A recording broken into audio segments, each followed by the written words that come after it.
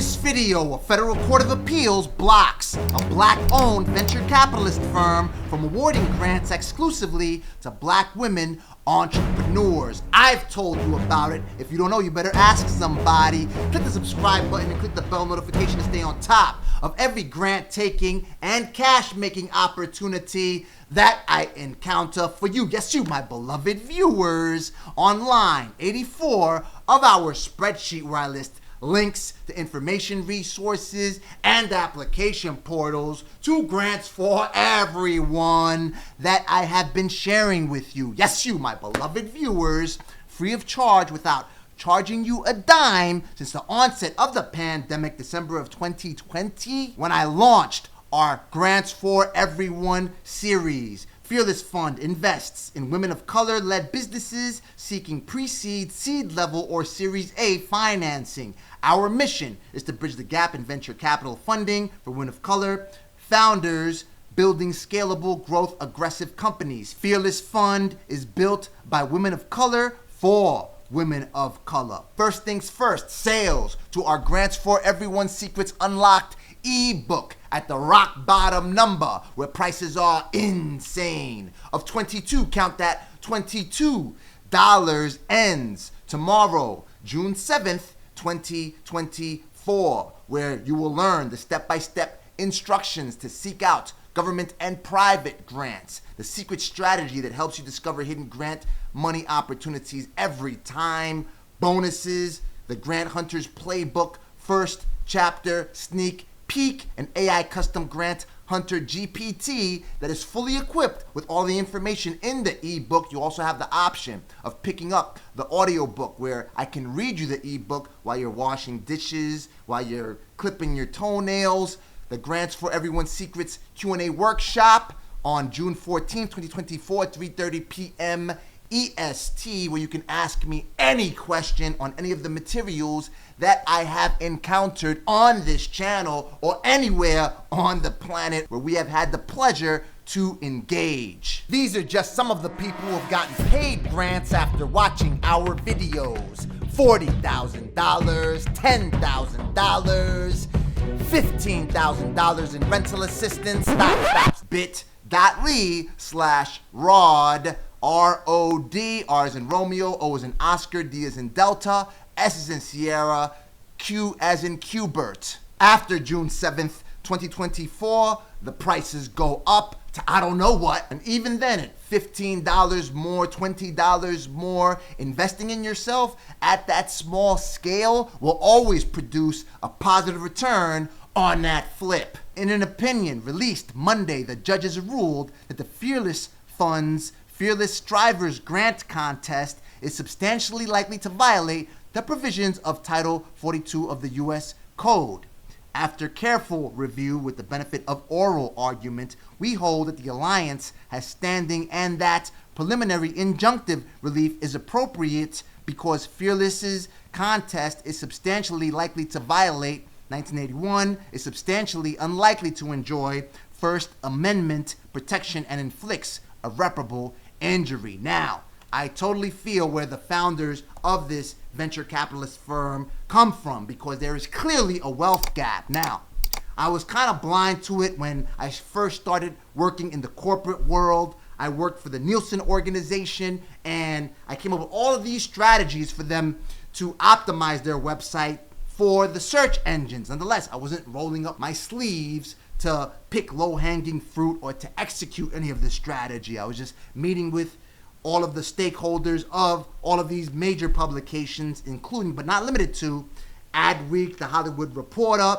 Billboard, and I was telling them how to optimize their pages, how to perform keyword research, when one day my supervisor at the time, she invites me and my coworker who was also on my team to go eat lunch. And I didn't know what was going on. I remember that prior to that, they had me speak to some agency heads that were proposing that they were going to drive millions of page views and unique visitors to these publications.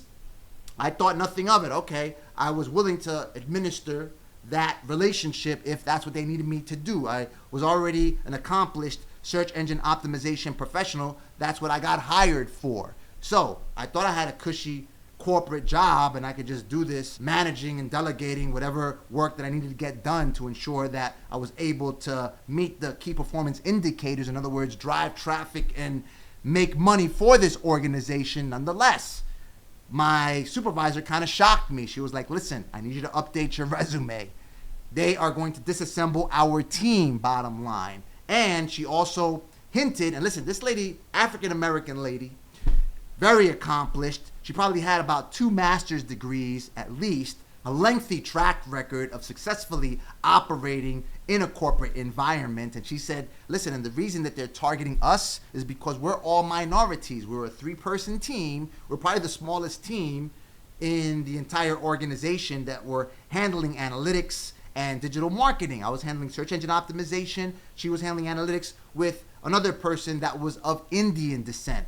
I am a black Hispanic with some white in me, with some Indian in me, and they were aiming to disassemble us. She told me that they wanted to scavenge my salary of about $80,000 to pay this agency to drive traffic to their website. And she said that one of the reasons that they were looking and zeroing in on us was because we were minorities.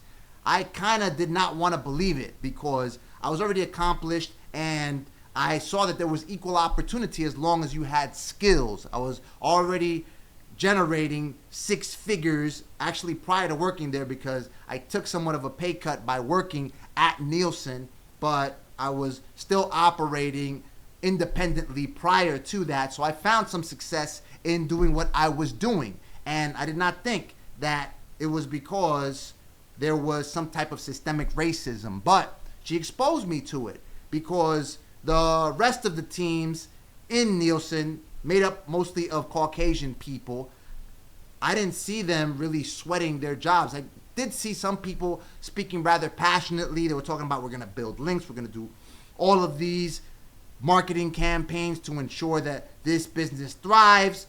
They were representing all of these magazines. Again, the Hollywood Reporter, Billboard, Adweek. A couple of weeks later, they disassemble our team. They actually demoted my supervisor down to a staff position, same staff level that I was filling, and they took away her office, put me in a cubicle. I was already in a cubicle, but they put me in another cubicle under another team that they were kind of ensuring that I was performing at a certain benchmark, that I was holding these road shows and that I was getting all of these recommendations that I was drafting in PowerPoint presentations actually executed and put to work. So what I did, everyone was looking at me and I'm like, these people are gonna let me go soon if I don't find something.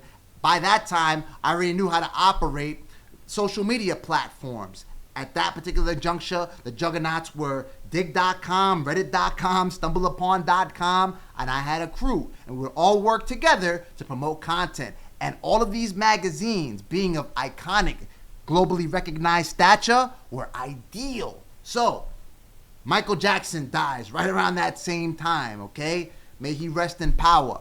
And I started thinking, I could hear the cogs in my brain just turning, the synapses shooting, and I'm like, I want to submit that story. I'm pretty sure that one of these magazines are actually covering it. It took me some time to drive from the Nielsen offices, which were a couple of blocks up in Astor Place, NoHo, in the Village, and it took me some time to drive from there. I was driving that day into the office, back to Queens, where I lived, in South Ozone Park. But I remember while I was waiting at the light, I believe I checked my phone, if I'm not mistaken. I checked something and I found that one of my fellow diggers had already submitted the story of Michael Jackson's death onto Dig.com. So that was a dead issue. It was too late. So a couple of days later, I find that one of the magazines with which I was working at Nielsen, PDN Photo, released some leaked death photos of Michael Jackson. And bang, no one had done it. No one saw me coming. So I submitted it to Dig.com. Bang! 60,000 unique visitors to that website in one day. Then Gawker picked it up. They threw like another 60 or 80,000 visitors to it. I told the VP of Digital that actually administered this particular platform that I drove all this traffic, showed them the link on dig.com, and they were open. They sent it to the CEO of Nielsen Business Media and to everyone else. And the people that were actually supervising me, which is also a Caucasian lady, right? So they were trying to take credit. They were trying to find out what I was doing to be successful in doing this, because now I'm actually making paper for this organization. For every visitor, they make money, just like how I make money, because I let ads play right on YouTube. They were making money too. They collected CPMs. Some of the CPMs for these magazines being that they were of a business nature, generated anywhere from 80 to 200 and some dollars CPM. In other words, for every 1,000 people that viewed the magazine, they made $200 or whatever the case may be at one particular juncture, because I kept on driving traffic. All that talk of them scavenging like vultures over my paycheck to pay this agency, dead. It was all dead because I kept on driving traffic single-handedly. In the thread that I'm telling you about, where the CEO of the Nielsen Business Media Division was included, they were like, no one in the company's history had ever single-handedly made this amount of money. One time I made them like $90,000 in a matter of 4 days, drove anywhere from 8 to 10 million unique visitors to their platforms and microsites throughout that time, and I made all of their properties very enticing, to the point they had all kinds of buyers because they wanted to get out of this business.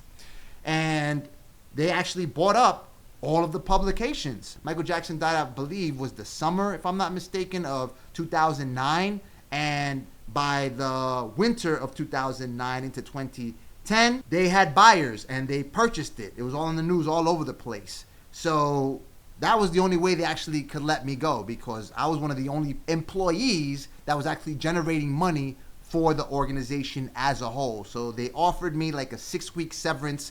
Mind you that during my tenure at Nielsen, I was already operating a business, because I became so productive by hiring people from Asia who worked at a proportion of the salary that I was generating. I was making about $80,000. I was paying like 10 to 20 bucks to promote each of the stories on there. So much more productive than the average worker by taking days off, and I was having people, all kinds of people, a whole team actually drive traffic, millions of unique visitors to these websites. They even put me on their editorial team so I could tell them what are the stories they should be covering to make it easier for me to make them more money. So when they bought all of these magazines, they laid me off, gave me 6 weeks of severance. I didn't even negotiate for more.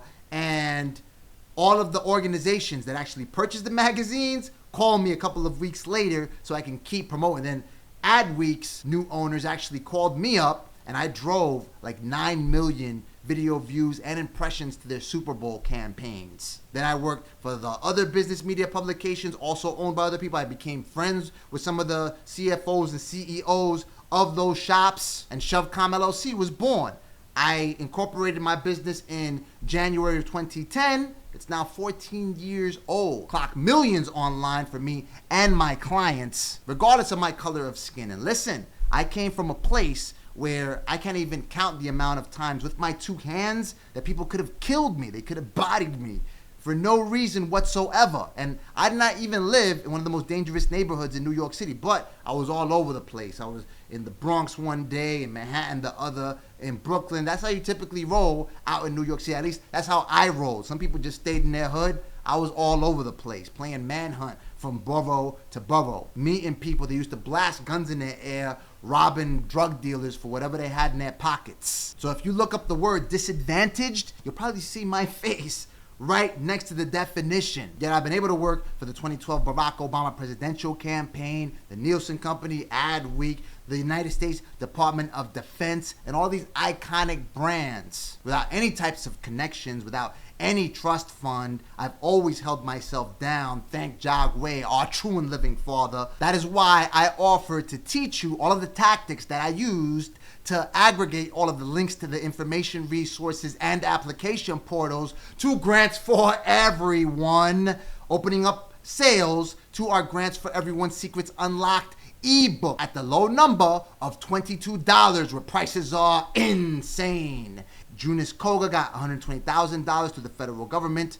Rob got a $40,000 grant, $10,000. King Ha Quinn. And the beauty of this package at 22 Bones right now, I also have a Q&A workshop where I will be responding to any questions that you have on any of the materials that I have communicated to you on this channel and anywhere else where we've had the pleasure of contacting each other next Friday. So feel free to hop on it. I charge $25,000 for an hour of time working with organizations on billion-dollar campaigns. For I also aim to eradicate the wealth gap that exists in this country through our programs. Nonetheless, I don't do it by simply targeting, saying this is only for black people, this is only for, listen, as I said before, I'm a black Hispanic. Nonetheless, it's for every single person because I think the wealth disparity exists among every single race. And listen, if you look deep enough, probably every single race is in each and every one of you, regardless of whether you think you're just white, whether you're just black. I pulled up my DNA results some time ago and you see what's going on. But absolutely, I feel what the venture capitalists from the Fearless Fund are talking about. Listen, only 5% of black Americans hold some business equity compared to 15% of white Americans. Even with a strong credit profile, black entrepreneurs are about half less likely than their white counterparts to secure full financing. Black entrepreneurs start their businesses with an average of $35,000 of capital. I actually started with zero, unless you want to include all of the money that I got to develop my skills of content, structuring in college and such. I paid a pretty penny, but I got scholarships. I got a Pell Grant, so I basically didn't come out of my pockets that much. I mean, I did it just because, I bought a car and I got a loan for that. That's about it. White entrepreneurs start their businesses with an average of $107,000 of capital. That's nuts. While 46% of black business owners opted not to seek financing over lender approval concerns, only 36% of white business owners expressed the same reservations. Yeah, I thought that it would probably be a waste of time for me to seek funding, but I found out ways for you to be able to start everything that I'm doing, my marketing and learning how to market and operate a business online with absolutely $0. Although black businesses make up 41% of all MBEs, they only account for 19% of revenue in 2021. Now, if you take a look at the St. Louis Fed, they also dropped some stats. The top 10% of households by wealth had $6.7 million on average. As a group, they held 66.9% of total household wealth. So this talks about the wealth inequality, which I believe is more of an issue. In other words, where there are people that are in certain privileged situations, such as all of these Fortune 500 organizations that got to keep their businesses open during the pandemic because they were, quote, essential, yet all these small businesses were forced by local and federal governments to shut down. So many of these businesses shuttered as a result. Nonetheless, Amazon and Google, Apple, they all got bailed out. It was like a V-shaped recovery because the government lent them money at pennies on the dollar in terms of interest, like less than 1% interest. What is the current racial wealth gap? Black families owned about 23 cents for every $1 of white family wealth on average. Hispanic families owned about 19 cents for every $1 of white family wealth on average. So it's a real issue. Take a look. Figure 1 shows large disparities in real wealth. This is from the Federal Reserve website. Median wealth, the amount held by a typical family shown in the top among white families, was $285,000 in 2022. By comparison, the typical Asian family, who we can split out for the first time in 2022 because of an oversample of certain non-white groups, held $536,000, nearly twice that of the typical white family. Meanwhile, the wealth of the typical black family, $44,900, was only about 15% of the typical white family. The typical Hispanic family similarly held only about 20% of the wealth of the typical white family, about $61,600. I can tell you by my own experience that coming up in these neighborhoods, impoverished, where most of the people that lived there were black and Hispanic, Hispanics are just nationalities, but we are also black, we're also white, we also have all the races in our countries. I'm from the United States, I'm from New York City, from South Suicide, Queens. Nonetheless, you see the disadvantage, clear disadvantage, the level of education. You could take a look at the high school that I attended, Hillcrest High School. In my science class, the science teacher would talk to the girls in the front. There'd be kids in the back talking about last night's shooting, talking about they snuffed some dude or whatever the case may be, and all kinds of drama that went down in our neighborhoods that were life-threatening to kids. We were kids at this particular juncture in our lives, 16, 17 years old. I got like a B in that class, didn't submit one paper, one job, nothing. It was nuts, absolutely bonkers. So if you go to an upper middle class where you got a majority of Caucasian people, neighborhood, and you go to the same school, you don't see that type of disorder. You see teachers that have smaller class sizes. You see teachers that want to educate these students. Once I went to New York University, I kind of understood it because I was among these kids. I was like about, 26 at the time,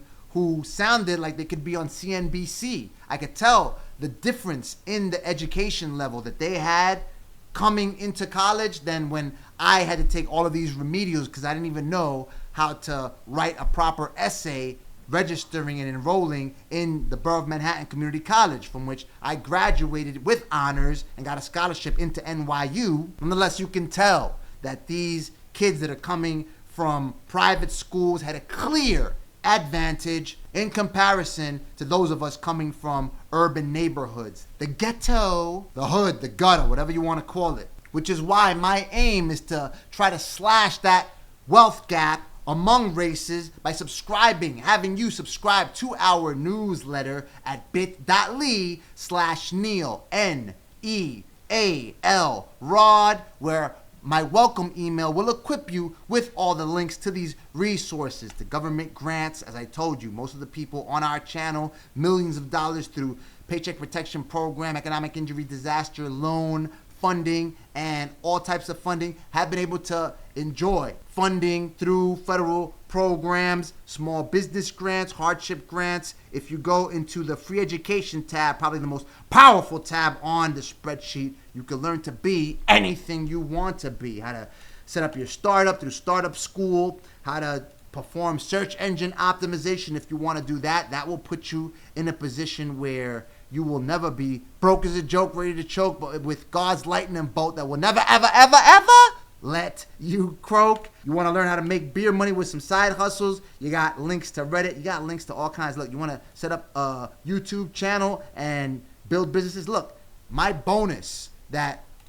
I am offering through the purchase of our Grants for Everyone Secrets Unlocked ebook, I am schooling you on how to start to build a community. So no longer are the days where you're submitting applications to grant opportunities left and right and you're broke. I am setting up a program that will allow you to get paid while you are applying for grants. You can raise funding. As I told you, I did not raise funding via grants, via loans, or anything of the sort. No trust funds, nothing. I started my business with absolutely zero. So that's what I want to introduce to you. How can you start something from nothing?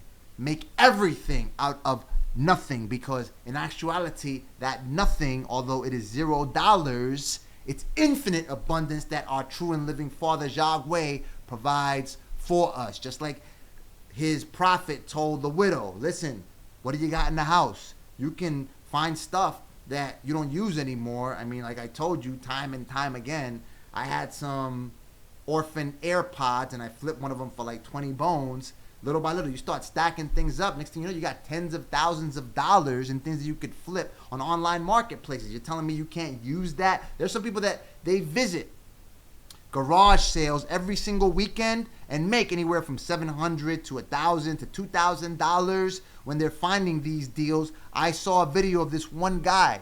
He was going to every single Walmart in his state and like 2 states over, and he made like $2,000 in one night because he found that Walmarts were selling Super Mario Brother versions of Monopoly, and he was flipping them. He was getting them at Walmart for like $20, flipping them for like $60 on Amazon. So these are the types of hustles that I want to discuss with you. Through the first chapter, you get a sneak peek of the Grant Hunter's playbook and other hustles where you can build your community.